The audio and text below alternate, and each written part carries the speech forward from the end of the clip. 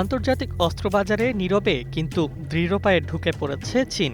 লক্ষ্য একটাই, মার্কিন যুক্তরাষ্ট্র, রাশিয়া ও ফ্রান্সের মতো প্রতিষ্ঠিত অস্ত্র রপ্তানিকারককে টপকে যাওয়া। সেই উচ্চাকাঙ্ক্ষার কেন্দ্রবিন্দুতে এবার লড়াকু যুদ্ধবিমান, দামে সস্তা, শর্তে নমনীয় আর কূটনীতিতে আক্রমণাত্মক। এই ত্রয়াস্ত্র হাতে নিয়েই বিশ্ববাজারে খদ্দের ধরতে নেমেছে বেইজিং। তো নতুন এবং ফিরে আসা গ্রাহকদের জন্য নগদে চলছে ক্যাশব্যাক সহ প্রতিদিন হাজারো উপহার জেতার সুযোগ। হবে আশা আর ফেরা, সারপ্রাইজ সেরা।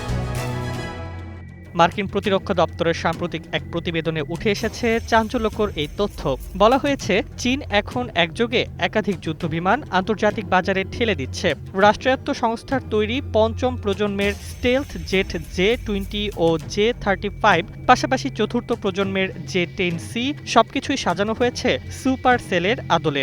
সবচেয়ে বড় চমক, পশ্চিমা যুদ্ধবিমানের তুলনায় এসব জেটে মিলছে 40 থেকে 60% পর্যন্ত ছাড়।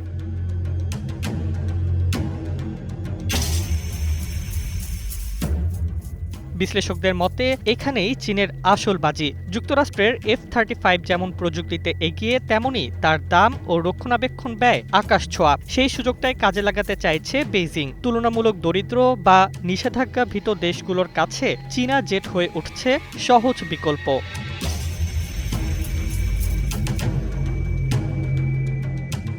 পাকিস্তানের সঙ্গে যৌথভাবে তৈরি JF-17 থান্ডার ইতোমধ্যেই আজারবাইজান, মিয়ানমার ও নাইজেরিয়ার মতো দেশের আগ্রহ কুড়িয়েছে। ইসলামাবাদকে আবার প্রায় অর্ধেক দামে পঞ্চম প্রজন্মের FC-31 বা J-35 দেওয়ার প্রস্তুতিও নিচ্ছে চীন, যা আন্তর্জাতিক মহলে ব্যাপক আলোড়ন তুলেছে।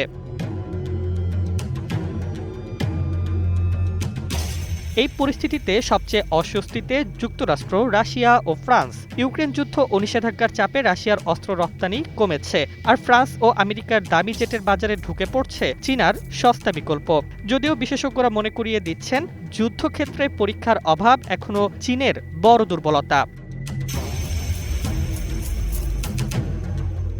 তবু একথা মানছেন সবাই, দাম আর কূটনীতির মিশেলে অস্ত্রবাজারে ভয়ঙ্কর খেলায় নেমেছে ড্রাগন। এই লড়াই শেষে হাসি কে হাসবে, সেটাই এখন দেখার বিষয়।